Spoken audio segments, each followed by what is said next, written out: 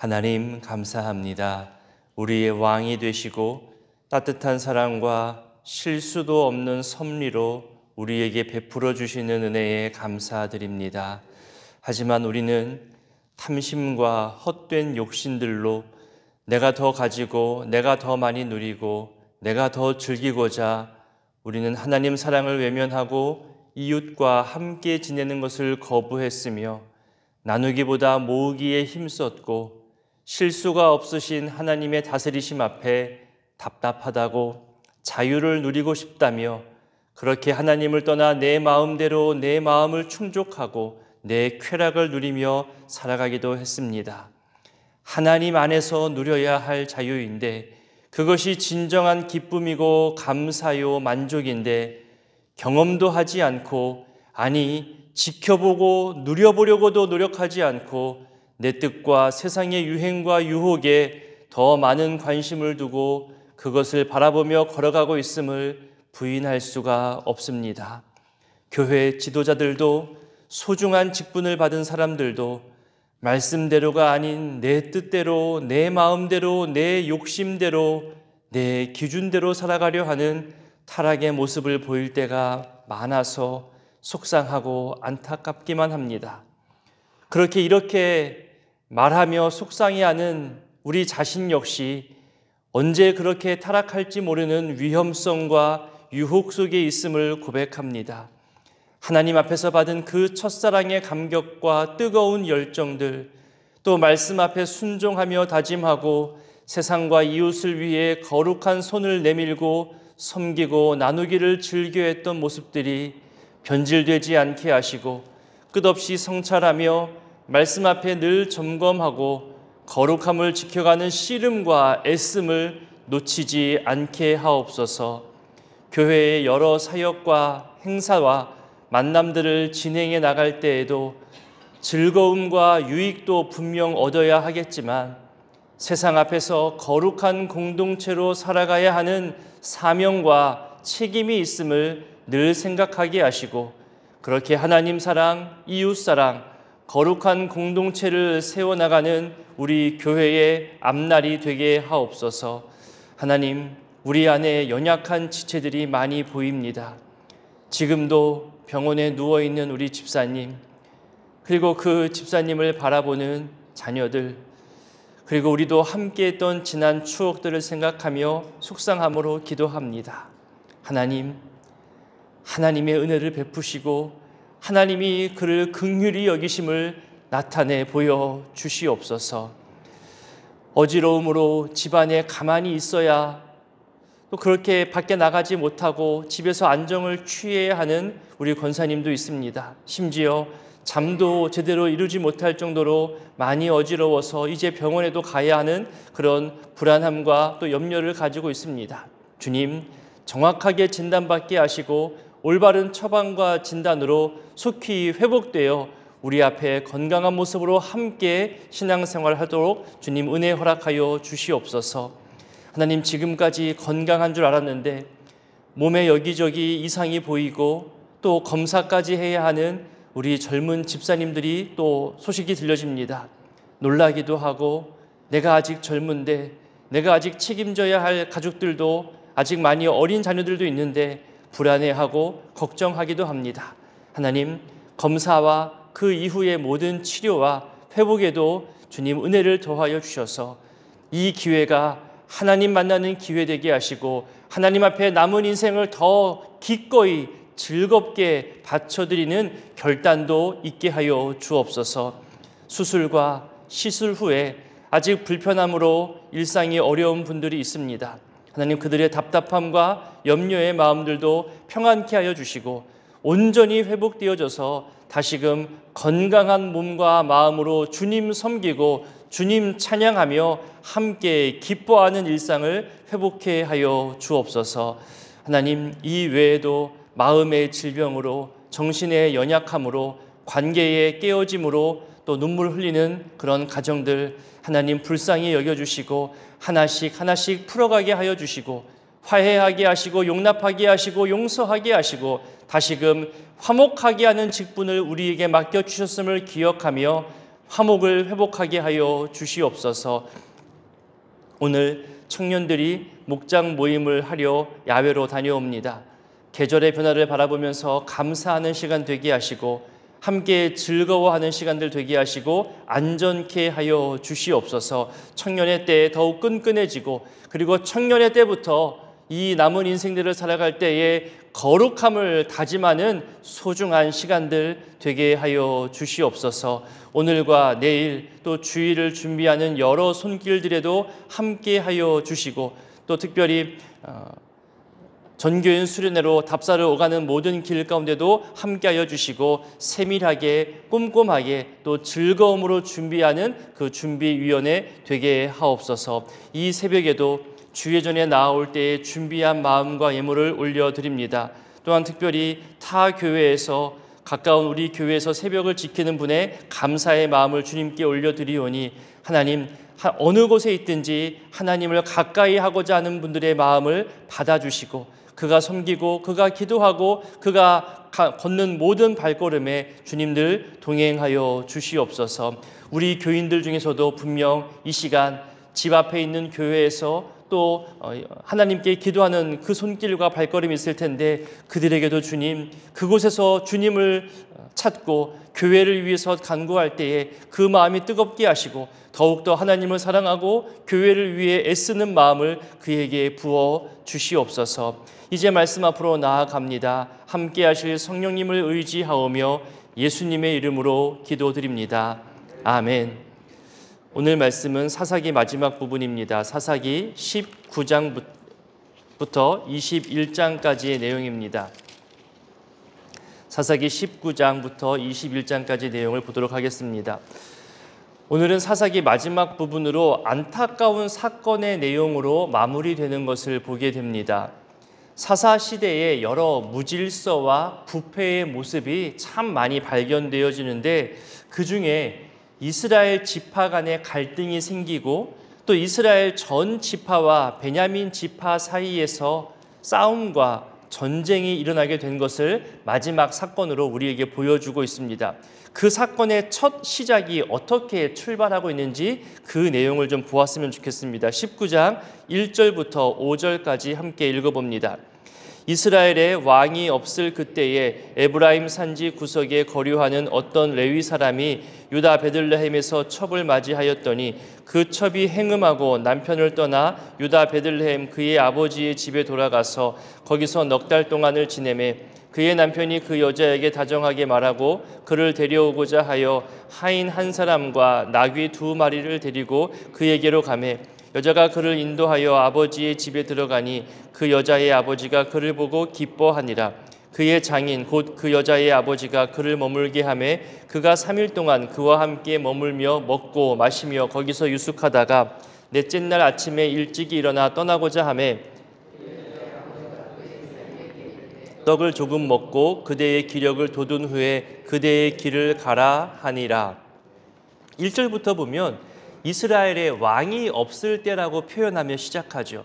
사사시대의 특징을 말하는 것이고 이후 벌어지게 되는 상황도 기준도 없고 원칙도 없는 무질서와 부패의 모습이 나오겠거니 또 짐작하게 합니다. 벌써 1절 후반에 얘기하잖아요. 레위 사람이 첩을 맞이했다고 합니다. 쉽게 이해되지 않는 부분이기도 합니다. 어떤 이유와 상황인지 정확히 알 수는 없지만 그래도 그 첩의 아버지를 장인이라 표현할 정도로 혼인 관계와 법적 제도 안에서 두 사람의 관계가 이루어지고 있다는 것을 짐작할 수는 있을 것 같습니다. 하지만 성경은 원칙적으로 축첩 제도를 허용하지 않습니다. 일부 일처제를 강조합니다. 축첩은 여러 명의 첩을 둔다는 의미인데 이것은 도덕적으로도 올바른 모습이 아닙니다. 종교인이었던 레위인이 일부 다처의 문화를 수용하며 본인도 첩을 두었다는 것은 당시 시대의 상황을 또 얘기하는 거잖아요. 종교적으로 도덕적으로 무질서하고 혼란했다는 것을 이 종교 지도자가 첩을 두었다는 것만으로도 충분히 짐작할 수 있습니다. 레위인이 데리고 온 이 첩이 행음했다고 말합니다. 반복적으로 음란함을 저질렀다는 표현입니다. 이 모습 역시 당시에 성적 음란함이 많았던 것을 보여주고요.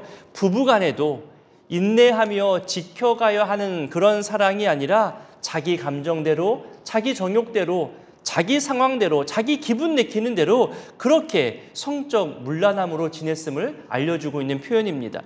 이렇게 행음하고 그 남편을 떠나 자기 집으로 돌아간 것을 이제 레위인이 가서 다시 데려오려고 하는 것으로 이 이야기의 시작을 말하고 있습니다.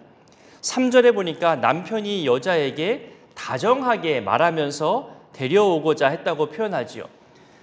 둘 사이에 있었던 어떤 불화, 둘 사이의 어떤 갈등을 이제는 좀 해결하고 다시 잘 지내보고자 이렇게 부드러운 언어로 다정하게 말했다고 말합니다. 그러니 이것은 어느 한쪽이 잘못한 것이 아니라는 거예요.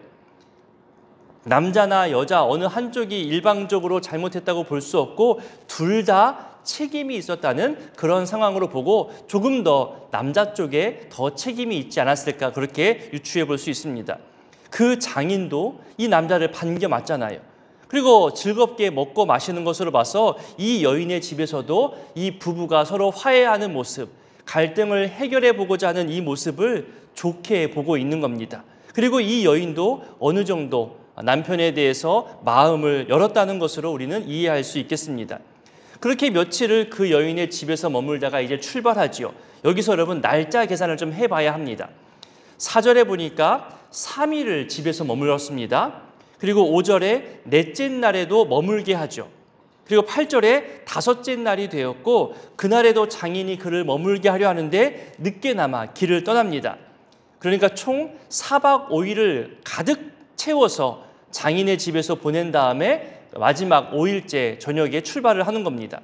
자, 오늘날로 표현하면 성직을 맡은 목회자가 주일을 보내고 나서 월요일 아침 일찍 출발해서 금요일 저녁이 된 거예요. 주일을 지키려면 더 일찍 돌아와야 되는 거죠. 이 레위인 남자는 5일째 이 늦은 시간에 출발을 합니다. 그러니까 안식일 규례를 지키기 위해서 본인의 본래적 사명을 지키기 위해서 부지런히 지금 출발했어야 되는데 그 출발 날짜도 제대로 못 지키고 늦게서야 출발한 거죠. 결국 중간에 하룻밤을 더 유숙할 수밖에 없었습니다. 여기서 문제 상황이 발생하는 거죠. 자, 11절부터 15절까지를 함께 읽어보도록 하겠습니다.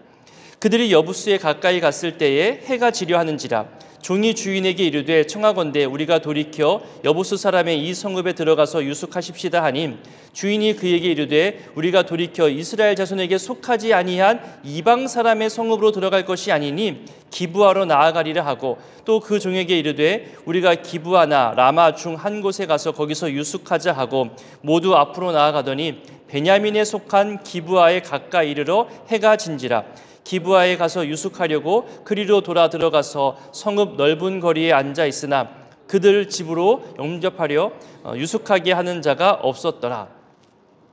그러니까 베냐민 지파에 속한 기브아 성읍에 들어가지요. 하지만 나그네인 이들을 영접해 주려는 사람이 나오지 않습니다. 분명 율법은 나그네를 보거든 집에서 유숙할 수 있게끔 도우라 했는데 아무도 안 도와주죠. 이때 한 사람이 등장합니다. 16절을 한번 읽어볼까요? 저녁 때에 한 노인이 밭에서 일하다가 돌아오니 그 사람은 본래 에브라임 산지 사람으로서 기브아에 거류하는 자요 그곳 사람들은 베냐민 자손이더라. 그러니까 에브라임 산지 출신 사람이에요. 그리고 이 레위인은 에브라임에 살고 있어요. 그러니까 고향 사람 만난 거죠. 감사하게도 이 노인이 친절하게 이들을 안내하고 자기 집을 내어주고 유숙하게 합니다. 우리 20절과 21절도 읽어보겠습니다. 그 노인이 이르되 그대는 안심하라.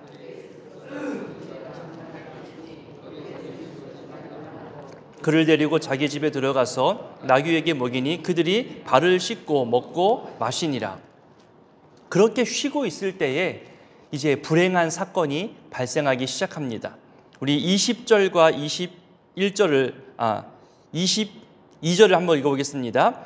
그들이 마음을 즐겁게 할 때에 그 성읍의 불량배들이 그 집을 에워싸고 문을 두들기며 집주인 노인에게 말하며 이르되 내 집에 들어온 사람을 끌어내라 우리가 그와 관계하리라 하니.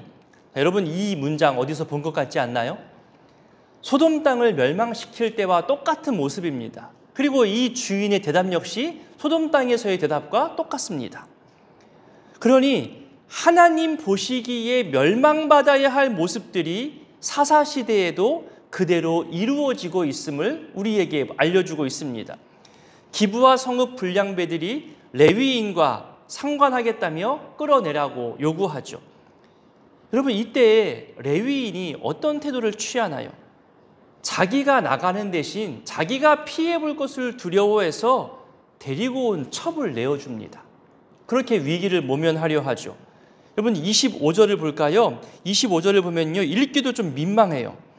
결국 이 여인은 밤새 불량배들에게 집단적으로 능욕을 당합니다. 새벽까지. 그리고 가까스로 노인의 집까지는 왔지만 그 문지방 앞에서 죽게 됩니다. 저는 여기서 이 레위인의 모습이 너무 속상하고 화도 나고 안타깝습니다. 문 앞까지 왔다는 것을 몰랐었다는 것은 안에서 그냥 자기 편하게 지냈다는 거잖아요. 자기를 대신에 내어준 것은 정말 비겁한 행동이고 끝까지 안절부절 기다리는 모습도 없었다는 겁니다. 26절, 27절 보고 또 그 이후의 내용을 보니 이 레위인의 모습이 더 가관입니다. 끔찍합니다. 우리 28절부터 30절까지 한번 읽어보겠습니다. 그에게 이르되 일어나라 우리가 떠나가자 하나 아무 대답이 없는지라. 이에 그의 시체를 나귀에 싣고 행하여 자기 곳에 돌아가서 그 집에 이르러서는 칼을 가지고 자기 첩에 시체를 거두어 그 마디를 찍어 12덩이에 나누고 그것을 이스라엘 사방에 두루 보내매 그것을 보는 자가 다 이르되 이스라엘 자손이 애굽 땅에서 올라온 날부터 오늘까지 이런 일은 일어나지도 아니하였고 보지도 못하였도다. 이 일을 생각하고 상의한 후에 말하자 하니라. 여러분, 이 19장의 내용만으로도요, 우리에게 알려주는 메시지가 분명합니다. 사사시대의 이 도덕적 타락을 우리에게 보여주기 위해서 한 종교 지도자, 레위인의 타락을 우리에게 알려주셨습니다. 당시의 문란함과 또 동성애와 같은 타락된 모습을 우리에게 또 알려주고 있는 거죠. 저와 같은 목회자를 비롯한 오늘날의 종교 지도자들은요, 한 사회의 도덕성과 윤리성을 지켜가야 하는 책임 있는 사람들입니다. 어쩌면 마지막까지 이 윤리와 도덕을 끝까지 책임져야 하는 사람들이 바로 종교 지도자들입니다. 사회 모든 계층이 타락하고 음란에 빠진다 할지라도 그 사회의 도덕성과 윤리성을 마지막까지 지켜가야 하는 그 마지막 책임이 그 시대의 종교 지도자들에게 있다는 거거든요. 그런데 본문이 우리에게 보여주는 것은 종교 지도자였던 이 레위인의 축첩, 또 위기의 여인을 방패 삼아 내놓는 이기적인 모습, 비겁한 행동, 더 나아가서 그 시체를 12덩이로 토막 내어서 이스라엘 전체에게 이 상황을 알리는 잔인한 마음, 이런 종교 지도자의 모습을 우리에게 지금 알려주고 있는 겁니다. 그러니까 그 시대의 문화에 빠져버리고 종교성을 잃어버린, 거룩함과 하나님 경외하는 신앙보다 세상의 기준과 세상의 유행에 빠져버린 이 종교 지도자의 모습을 우리에게 알려주는 겁니다. 이런 시대 문화를 하나님이 싫어하신다는 것을 19장 한 장만으로도 우리에게 강하게 메시지로 알려주고 있는 거죠. 그리고 여러분, 도덕과 윤리를 얘기할 때는요, 성적 문화를 빼놓을 수 없습니다. 성 문제는 그 사회의 도덕과 윤리를 보여주는 하나의 기준점이라 말할 수 있습니다. 그 사회가 건강하냐, 그 사회의 윤리 도덕이 건전하냐, 이것을 말할 때는요, 성 문제의 상황을 보면 알 수 있거든요. 앞서 설명드린 대로 소돔 땅과 같은 수준이었습니다. 그런데 여러분, 이런 모습이 오늘날 우리 시대에도 점점 더 많아지고 있다는 것에 우리가 더욱더 기도해야 하는 것이죠. 더더욱 긴장하며 우리 그리스도인들이 일상에서 거룩한 삶을 살아가며 일상에서 건강한 윤리 도덕을 보여줘야 하는 그런 시대를 살아가고 있습니다. 이제 20장은 이 레위인의 첩에 대한 사건으로 인하여서 이스라엘 전체가 총회를 엽니다. 그리고 총회에서 이 사건을 설명하고 모든 지파들이 베냐민 지파를 치려고 하죠. 우리 20장 11절부터 14절까지를 읽어보겠습니다. 이와 같이 이스라엘 모든 사람이 하나같이 합심하여 그 성읍을 치려고 모였더라. 이스라엘 지파들이 베냐민 온 지파의 사람을 두루 보내어 다니며 이르기를 너희 중에서 생긴 이 악행이 어찌 됨이냐. 그런즉 이제 기브아 사람들 곧 그 불량배들을 우리에게 넘겨주어서 우리가 그들을 죽여 이스라엘 중에서 악을 제거하여 버리게 하라 하나 베냐민 자손이 그들의 형제 이스라엘 자손의 말을 듣지 아니하고 도리어 성읍들로부터 기브아에 모이고 나가서 이스라엘 자손과 싸우고자 하니라. 분위기가 느껴지죠. 이후 내용은 이스라엘과 베냐민 사이의 싸움을 서술하고 어떻게 이기고 어떻게 지는지에 대해서 말하고 있습니다. 결국 베냐민 지파가 아주 멸망할 정도로 패배합니다. 이때 이스라엘이 분노의 마음으로 베냐민 지파에게는 그 어떤 딸도 아내로 주지 않겠다고 약속하죠. 맹세합니다. 우리 21장 1절부터 3절까지를 읽어보겠습니다. 이스라엘 사람들이 미스바에서 맹세하여 이르기를 우리 중에 누구든지 딸을 베냐민 사람에게 아내로 주지 아니하리라 하였더라. 백성이 베델에 이르러 거기서 저녁까지 하나님 앞에 앉아서 큰 소리로 울며 이르되 이스라엘의 하나님 여호와여 어찌하여 이스라엘에 이런 일이 생겨서 오늘 이스라엘 중에 한 지파가 없어지게 하시나이까 하더니 베냐민 지파가 없어지게 될 것을 염려하면서 또 다른 방법으로 베냐민 지파를 살릴 방법을 찾습니다. 근데 그 방법 역시 그렇게 옳은 방법처럼 보여지지는 않습니다. 숨어있는 베냐민 지파에게 화해의 손을 내밀고 그들의 인구를 유지할 방법을 제시하죠. 우리 21장 13절부터 15절까지도 보겠습니다. 13절부터 15절까지 읽어봅니다. 온 회중이 림몬 바위에 있는 베냐민 자손에게 사람을 보내어 평화를 공포하게 하였더니 그때에 베냐민이 돌아온지라. 이에 이스라엘 사람이 야베스 길앗 여자들 중에서 살려둔 여자들을 그들에게 주었으나 아직도 부족하므로 백성들이 베냐민을 위하여 뉘우쳤으니 이는 여호와께서 이스라엘 지파들 중에 한 지파가 빠지게 하셨음이었더라. 연이어서 16절부터 21절까지도 한번 좀 빨리 읽어볼까요? 그러나 회중의 장로들이 이르되 베냐민의 여인이 다 멸절되었으니 이제 그 남은 자들에게 어떻게 하여야 아내를 얻게 할까 하고 또 이르되 베냐민 중 도망하여 살아남은 자에게 마땅히 기업이 있어야 하리니 그리하면 이스라엘 중에 한 지파가 사라짐이 없으리라.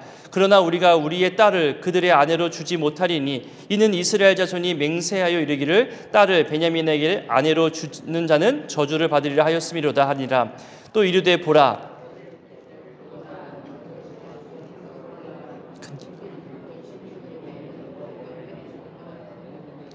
베냐민 자손에게 명령하여 이르되 가서 포도원에 숨어 보다가 실로의 여자들이 춤을 추러 나오거든 너희는 포도원에서 나와서 실로의 딸 중에서 각각 하나를 붙들어 가지고 자기의 아내로 삼아 베냐민 땅으로 돌아가라. 여러분 읽는 동안 어떤 마음입니까? 마음이 좀 답답해집니다. 납치하라는 거잖아요. 납치라는 방법을 제시합니다. 그리고 납치된 이 여인들의 부모 형제가 불평을 말하면 자기들이 해결해 주겠다는 거예요. 그대로 또 행합니다. 자기들의 딸을 내어주지 않겠다는 이 섣부른 맹세를 지키기 위해 다른 집안의 아픔을 불사하는 거죠. 이 모든 불법, 무질서, 부패, 타락의 모습을 요약하면서 사사기 핵심 구절로 마무리하죠. 25절을 함께 읽어보겠습니다. 그때에 이스라엘에 왕이 없었으므로 사람이 각기 자기의 소견에 옳은 대로 행하였더라.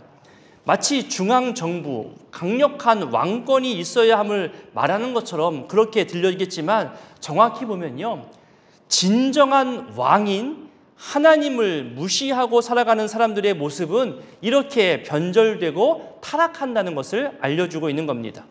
하나님의 통치 아래, 하나님의 다스림 안에 머물러야 우리에게 평안과 안전과 질서가 있습니다. 외적인 이유로는 중앙정부나 강력한 왕의 통치를 말하지만 더 근본적인 이유는 하나님의 다스리심에 순종하지 않고 거부하고 떠나버리는 그 결과는 바로 타락이고 혼란이며 무질서라는 것을 우리에게 마지막 끝절을 통해서 다시 한번 강하게 알려주고 있습니다. 오늘 이 말씀들을 기억하며 기도하실 때에 우리에게 있는 진정한 왕은 오직 하나님 한 분뿐임을 고백하며 기도할 수 있기를 바랍니다.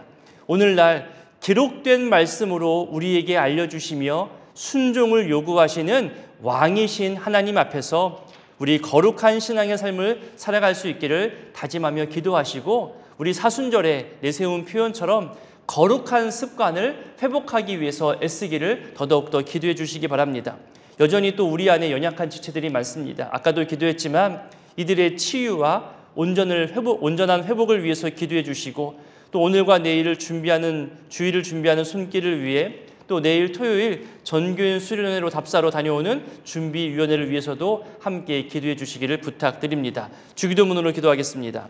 하늘에 계신 우리 아버지, 아버지의 이름을 거룩하게 하시며 아버지의 나라가 오게 하시며 아버지의 뜻이 하늘에서와 같이 땅에서도 이루어지게 하소서. 오늘 우리에게 일용할 양식을 주시고 우리가 우리에게 잘못한 사람을 용서하여 준 것 같이 우리 죄를 용서하여 주시고 우리를 시험에 빠지지 않게 하시고 악에서 구하소서. 나라와 권능과 영광이 영원히 아버지의 것입니다.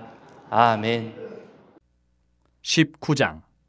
이스라엘의 왕이 없을 그때에 에브라임 산지 구석에 거류하는 어떤 레위 사람이 유다 베들레헴에서 첩을 맞이하였더니 그 첩이 행음하고 남편을 떠나 유다 베들레헴 그의 아버지의 집에 돌아가서 거기서 넉 달 동안을 지내매 그의 남편이 그 여자에게 다정하게 말하고 그를 데려오고자 하여 하인 한 사람과 나귀 2마리를 데리고 그에게로 가매 여자가 그를 인도하여 아버지의 집에 들어가니 그 여자의 아버지가 그를 보고 기뻐하니라.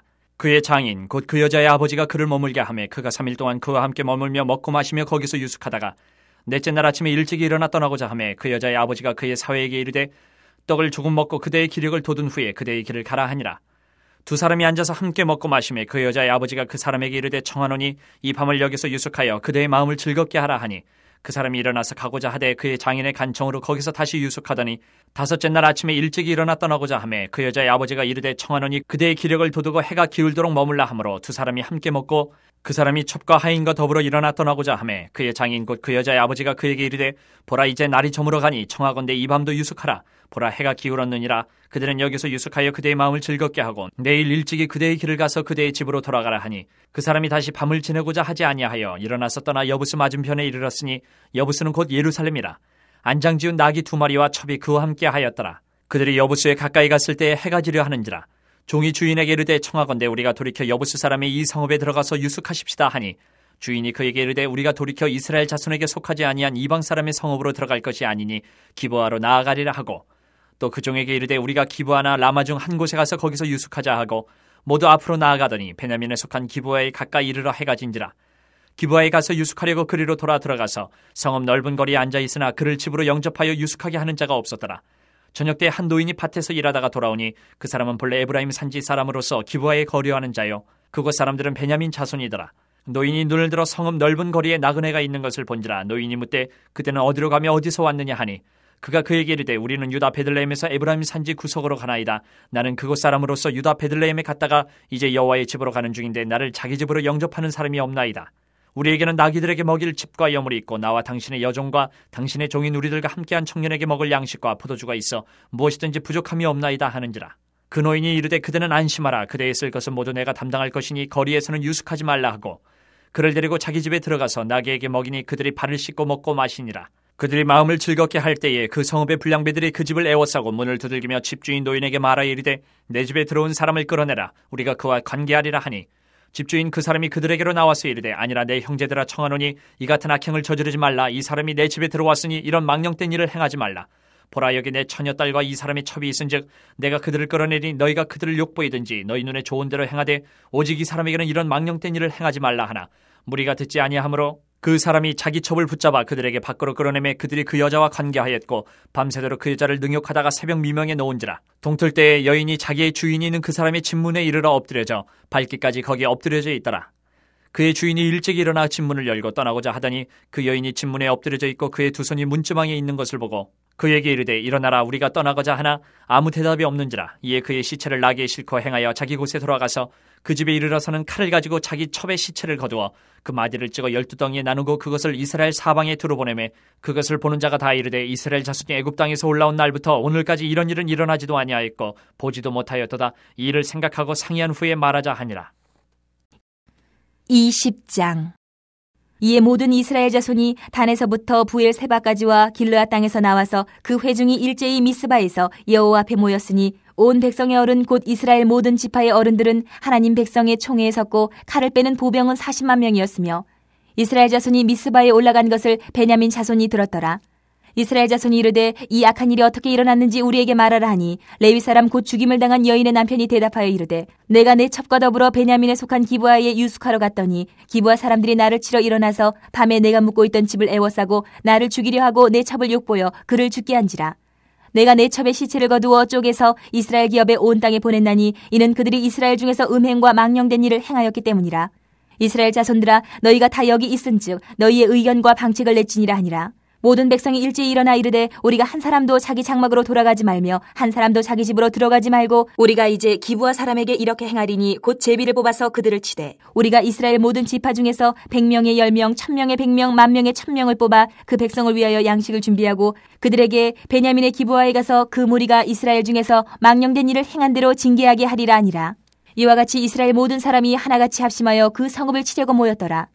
이스라엘 지파들이 베냐민 온 지파의 사람들을 보내어 두루 다니며 이르기를 너희 중에서 생긴 이 악행이 어찌 됨이냐. 그런즉 이제 기브아 사람들 곧 그 불량배들을 우리에게 넘겨주어서 우리가 그들을 죽여 이스라엘 중에서 악을 제거하여 버리게 하라 하나 베냐민 자손이 그들의 형제 이스라엘 자손의 말을 듣지 아니하고 도리어 성읍들로부터 기브아에 모이고 나가서 이스라엘 자손과 싸우고자 하니라. 그때에 그 성읍들로부터 나온 베냐민 자손의 수는 칼을 빼는 자가 모두 26,000명이요 그 외에 기브아 주민 중 택한 자가 700명인데 이 모든 백성 중에서 택한 700명은 다 왼손잡이라 물매로 돌을 던지면 조금도 틀림이 없는 자들이더라. 베냐민 자손 외에 이스라엘 사람으로서 칼을 빼는 자의 수는 40만 명이니 다 전사라. 이스라엘 자손이 일어나 베델에 올라가서 하나님께 여쭈어 이르되 우리 중에 누가 먼저 올라가서 베냐민 자손과 싸우리이까 하니 여호와께서 말씀하시되 유다가 먼저 갈지니라 하시니라. 이스라엘 자손이 아침에 일어나 기브아를 대하여 진을 치니라. 이스라엘 사람이 나가 베냐민과 싸우려고 전열을 갖추고 기브아에서 그들과 싸우고자 하매 베냐민 자손이 기브아에서 나와서 당일에 이스라엘 사람 22,000명을 땅에 엎드러뜨렸으나 이스라엘 사람들이 스스로 용기를 내어 첫날 전열을 갖추었던 곳에서 다시 전열을 갖추니라. 이스라엘 자손이 올라가 여호와 앞에서 저물도록 울며 여호와께 여쭈어 이르되 내가 다시 나아가서 내 형제 베냐민 자손과 싸우리이까 하니 여호와께서 말씀하시되 올라가서 치라 하시니라. 그 이튿날에 이스라엘 자손이 베냐민 자손을 치러 나아가매 베냐민도 그 이튿날에 기브아에서 그들을 치러 나와서 다시 이스라엘 자손 18,000명을 땅에 엎드려뜨렸으니 다 칼을 빼는 자였더라. 이에 온 이스라엘 자손 모든 백성이 올라가 베델에 이르러 울며 거기서 여호와 앞에 앉아서 그날이 저물도록 금식하고 번제와 화목제를 여호와 앞에 드리고 이스라엘 자손이 여호와께 물으니라. 그때에는 하나님의 언약궤가 거기 있고 아론의 손자인 엘르아살의 아들 비느하스가 그 앞에 모시고 섰더라. 이스라엘 자손들이 여쭈기를 우리가 다시 나아가 내 형제 베냐민 자손과 싸우리이까 말리이까 하니 여호와께서 이르시되 올라가라 내일은 내가 그를 내 손에 넘겨주리라 하시는지라. 이스라엘이 기브아 주위의 군사를 매복하니라. 이스라엘 자손이 셋째 날에 베냐민 자손을 치러 올라가서 전과 같이 기브아에 맞서 전열을 갖추매 베냐민 자손이 나와서 백성을 맞더니 꾀임에 빠져 성읍을 떠났더라. 그들이 큰 길 곧 한쪽은 베델로 올라가는 길이요 한쪽은 기브아의 들로 가는 길에서 백성을 쳐서 전과 같이 이스라엘 사람 30명가량을 죽이기 시작하며 베냐민 자손이 스스로 이르기를 이들이 처음과 같이 우리 앞에서 패한다 하나 이스라엘 자손은 이르기를 우리가 도망하여 그들을 성읍에서 큰 길로 꿰어내자 하고 이스라엘 사람이 모두 그들의 처소에서 일어나서 바알다말에서 전열을 갖추었고 이스라엘의 복병은 그 장소 곧 기브아 초장에서 쏟아져 나왔더라. 온 이스라엘 사람 중에서 택한 사람 10,000명이 기브아에 이르러 치매 싸움이 치열하나 베냐민 사람은 화가 자기에게 미친 줄을 알지 못하였더라. 여호와께서 이스라엘 앞에서 베냐민을 치심에 당일에 이스라엘 자손이 베냐민 사람 25,100명을 죽였으니 다 칼을 빼는 자였더라. 이에 베냐민 자손이 자기가 패한 것을 깨달았으니 이는 이스라엘 사람이 기브아에 매복한 군사를 믿고 잠깐 베냐민 사람 앞을 피하매 복병이 급히 나와 기브아로 돌격하고 나아가며 칼날로 온 성읍을 쳤음이더라. 처음에 이스라엘 사람과 복병 사이에 약속하기를 성읍에서 큰 연기가 치솟는 것으로 군호를 삼자 하고 이스라엘 사람은 싸우다가 물러가고 베냐민 사람은 이스라엘 사람 30명가량을 쳐 죽이기를 시작하며 이르기를 이들이 틀림없이 처음 싸움같이 우리에게 패한다 하다가 연기구름이 기둥같이 성읍 가운데에서 치솟을 때에 베냐민 사람이 뒤를 돌아보매 온 성읍의 연기가 하늘에 닿았고 이스라엘 사람은 돌아서는지라. 베냐민 사람들이 화가 자기들에게 미친 것을 보고 심히 놀라 이스라엘 사람 앞에서 몸을 돌려 광야길로 향하였으나 군사가 급히 추격하며 각 성읍에서 나온 자를 그 가운데서 진멸하니라. 그들이 베냐민 사람을 애워싸고 기브아 앞 동쪽까지 추격하며 그 쉬는 곳에서 짓밟음에 베냐민 중에서 엎드러진 자가 18,000명이니 다 용사더라. 그들이 몸을 돌려 광야로 도망하였으나 림몬 바위에 이르는 큰 길에서 이스라엘이 또 5,000명을 이삭줍도 타고 또 급히 그 뒤를 따라 기돔에 이르러 또 2,000명을 죽였으니 이날에 베냐민 사람으로서 칼을 빼는 자가 엎드러진 것이 모두 25,000명이니 다 용사였더라. 베냐민 사람 600명이 돌이켜 광야로 도망하여 림몬 바위에 이르러 거기에서 넉 달 동안을 지냈더라. 이스라엘 사람이 베냐민 자손에게로 돌아와서 온 성읍과 가축과 만나는 자를 다 칼날로 치고 닥치는 성읍은 모두 다 불살랐더라. 21장. 이스라엘 사람들이 미스바에서 맹세하여 이르기를 우리 중에 누구든지 딸을 베냐민 사람에게 아내로 주지 아니하리라 하였더라.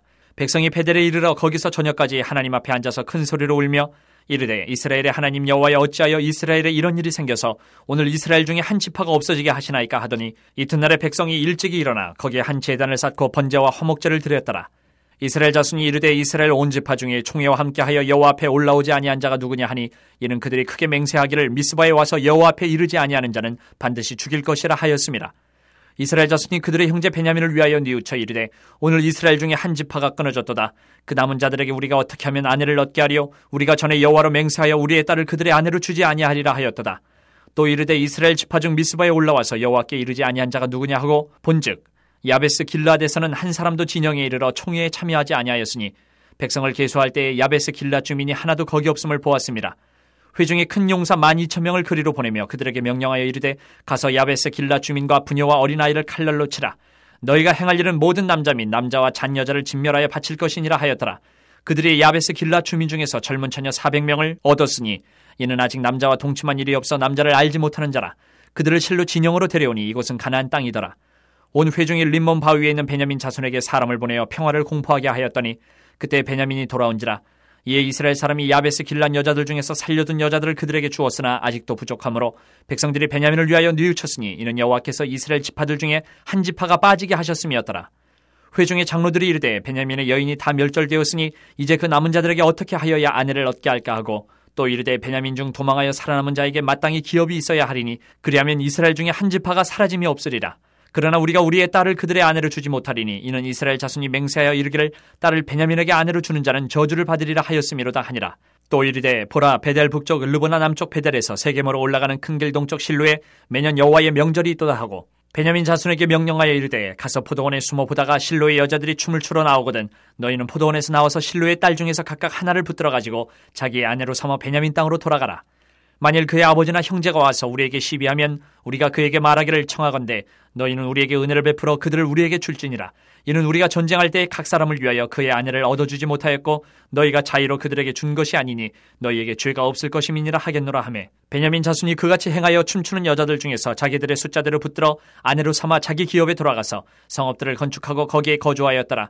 그때 이스라엘 자손이 그곳에서 각기 자기의 지파, 자기의 가족에게로 돌아갔으니 곧 각기 그곳에서 나와서 자기의 기업으로 돌아갔더라. 그때 이스라엘의 왕이 없으므로 사람이 각기 자기의 소견에 오른 대로 행하였더라.